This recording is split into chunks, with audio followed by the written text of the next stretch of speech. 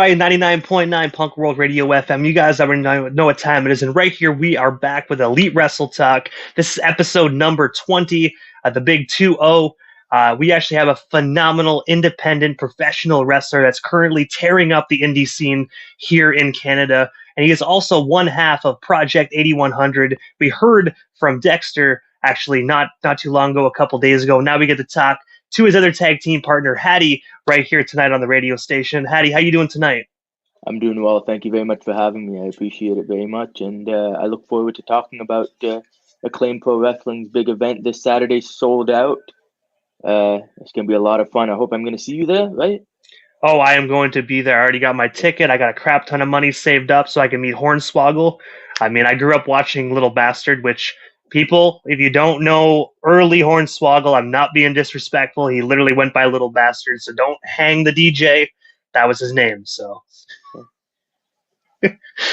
But no, I got to say, I know you're going to be there as well. I do know we're going to be talking about NBA's performance. I think NBA is on the card not once but twice this show, so we're definitely going to get into that. But before this event was even actually in motion, I got to talk about the beginning of your career, man, because you were a very talented individual that has worked for many other promotions aside from Acclaim. But I have to ask, what got you into wrestling originally, man? Like, what inspired you and want to pursue a career? I mean, just like pretty much everyone else, you kind of grow up watching the business and you become a fan and you're mesmerized by the larger-than-life characters. And it's something that's always attracted me. And I felt like if there was anything I was put on this earth to do, and that's to be a professional wrestler. And, time will tell what my impact will be. But, I want to be able to leave a mark on this business that people will remember for a long time. And I have to ask, because I know it's a cliche kind of question, but obviously wrestlers are larger than life individuals, whether you're loved or hated, heel or face within the business. What is like those, what is a couple wrestlers that really actually inspired you? Because I got to say, man, I'm not even a wrestler, but one of the biggest wrestlers that inspired me was Eddie Guerrero. I mean, for me, it depends on what point in my life you ask me, but as a kid, John Cena was my guy. And it just, when you're that young, you're looking for that person to kind of teach you all the valuable lessons and teach you how to deal with conflict. And I think Cena did it better than anyone else. I mean, I took it to heart: hustle, loyalty, respect. I took it to heart: never give up. And to me, he was the epitome of like the greatest role model a kid could ask for. And then as I grew up, I started looking more to inwards and what I wish I would have seen when I was younger. And I started looking up to guys like Mustafa Ali, looking up to guys like Mansoor, looking up to Sami Zayn, of course, and guys who grew up with similar cultures and backgrounds as I have. And I can look at them and be like, you know what, if they can do it, so can I. And I got to say, I do know you also worked for C4 Wrestling quite a few times as well. I do know that Mustafa Ali actually showed up with that promotion. I think it was a little over a year ago. Were you actually there for that event and got the opportunity to kind of meet and converse actually with an individual that really inspired you? 100%, yeah. I was lucky enough to be able to spend 5 hours in a car with him the next day and kind of pick his brain going up to another town together. And if you would have told me, 5-6 years before that, if I'd ever have the opportunity to do something like that, I'd be like, you're out of your freaking mind, Like, it was an incredible experience to be able to tell him how much he meant to me and how much his impact on the business for guys like me meant a lot. And it's given me a lot of hope in pursuing this. And I do know, obviously, 5 hours in the car with Mustafa Ali. I can only imagine the things you talked about. And I do know, obviously, probably a lot of personal stuff came up. But I have to ask, aside from the personal stuff, man, did he actually give you any advice or anything like that, actually, to a fellow wrestler like yourself? Or was it just kind of like chit-chatting back and forth for the 5 hours? It was everything. I mean, if you spend 5 hours in a car with a guy like that and you don't pick his mind on the business, you're wasting your time. You know what I mean? Like, I got to be able to ask him what it's like to be at the top of the top, working for companies like WWE. And this was just before he went to TNA, and like to be able to pick his brain and how he managed the kind of political system that exists at the top of the business, and how it was like to work with guys who are truly like cream of the crop. Like, I mean, when you're on TV, you know what you're doing. Someone's put that stamp of approval on you and said that we can trust you with the thousands and thousands of dollars that goes into doing a 10 to 15-minute match, let alone the millions of dollars that comes into producing a whole show. So to have someone of that level kind of talk to me, and I'm wrestling in front of 200 to 500 people depending on the week. This guy's been wrestling in front of 100,000 people in Texas Stadium. So he gave me a lot of really cool information that I don't think I'm ready to share specifically what, but it was good stuff Hey, for sure. Hey, stuff like that, man, definitely keep it to yourself. You can't let too many cats out of the bag. But all I got to say to summarize this topic, man, is I remember when Mustafa actually debuted in 205 Live, and I remember seeing those high flying moves and the flips he does. I was like, damn, man, like this guy is it. Like this is the guy that WWE needs. I will admit they did some great things with him, but I think they could have did a heck of a lot better with them, man. But I do know this was around 205 Live was kind of came in around a time where they were really trying to bring back the Cruiserweight Championship and stuff like that. But I feel like that's the whole 205 Live aspect. They could have did so much more with it.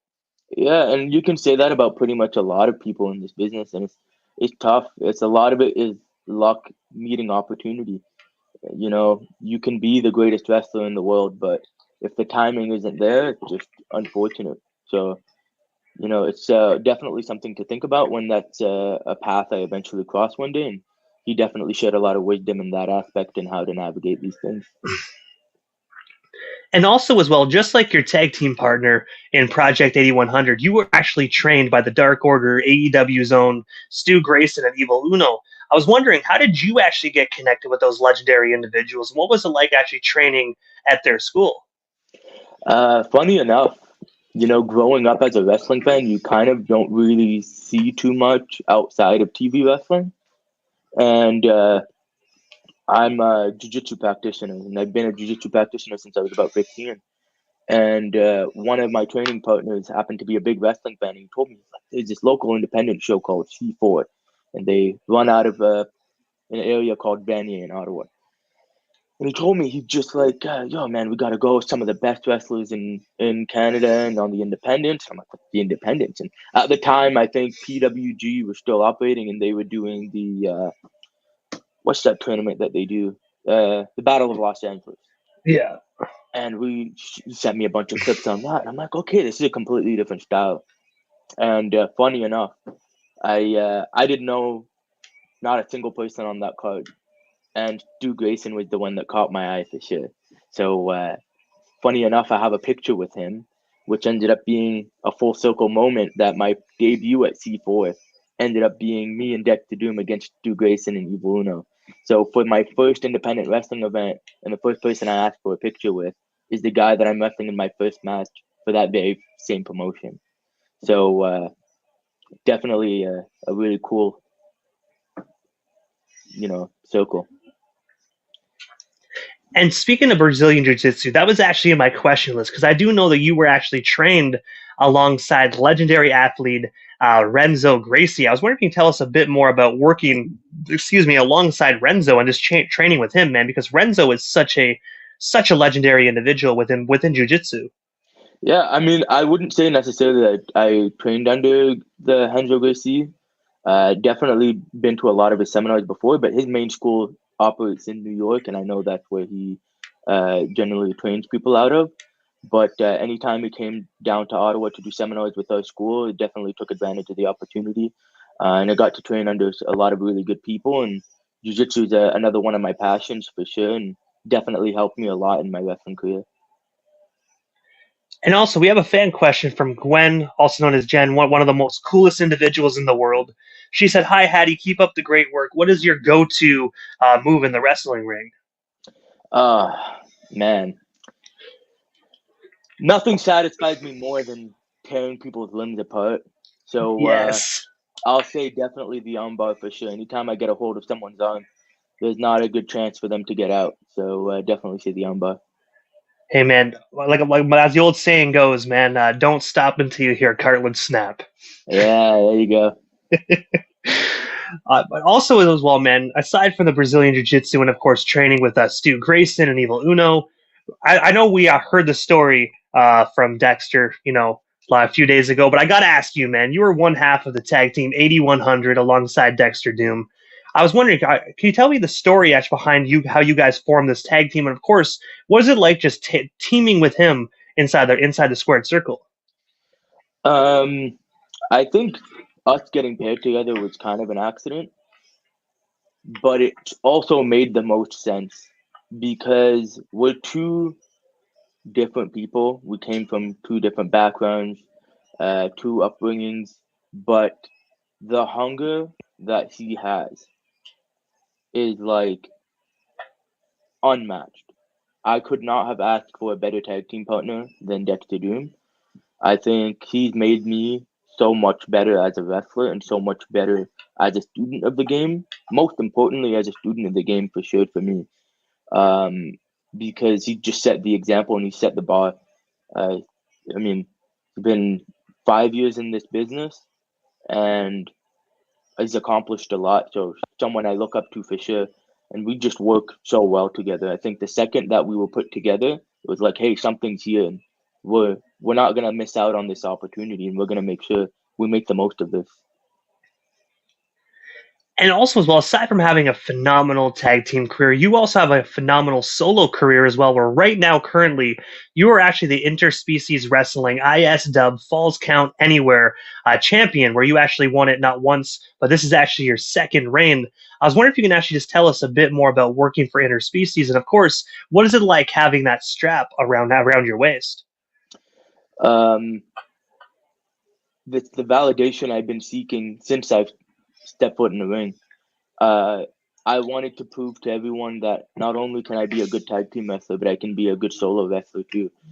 And there's a lot that I want to do with this championship and the places I want to take it. And I want to, bring the meaning behind the championship that this is a fighting champion right here. This is someone that's going to take it to any challenger, no matter the situation, no matter weapons involved, no matter, you know, punches thrown, kicks, limbs torn apart. My intention is to show that the baddest champion in the world holds that title, and that's me at the moment. So it means a lot to me to be able to represent the interspecies wrestling brand, especially given the storied history that they have and a lot of people that I've looked up to that have wrestled for this very promotion. Like they've wrestled for C4, they've wrestled for Acclaim. Uh, there's a lineage of people that have come before me that I want to do right by, not just because I feel like we owe that to them in this business, but it's customary that we hold up a high standard and that this is some of the best wrestling in Canada, wherever you want to look.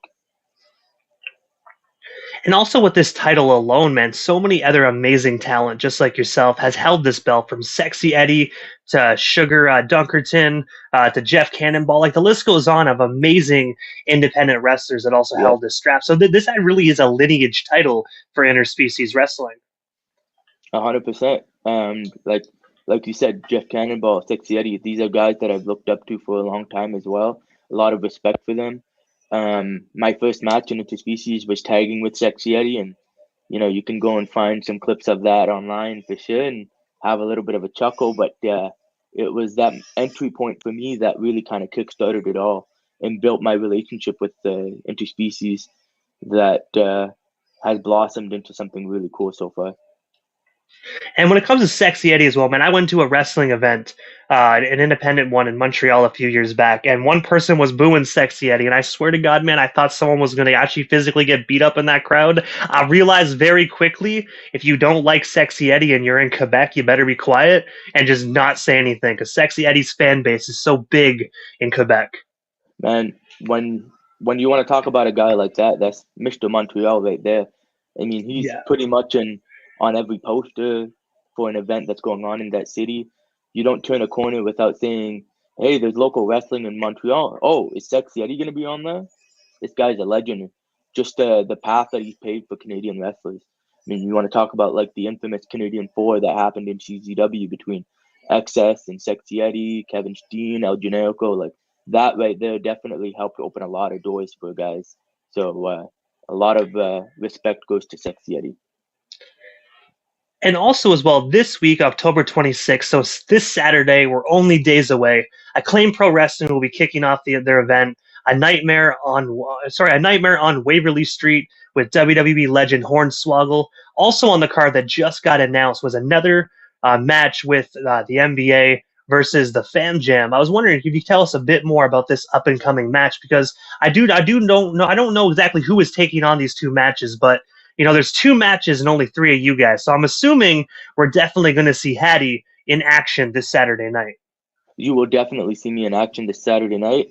And which match we'll kind of game plan on that maybe, the day of. Because we don't want people to be prepared. And honestly, whether you want to call us cowards or not, it's just the smart thing to do. You don't It's know which definitely one of smart. us you don't know which one of us you're gonna get. You can't really prepare for this. And we've wrestled Billy Baxter and Kale Shock before, and we wrestled them the previous show.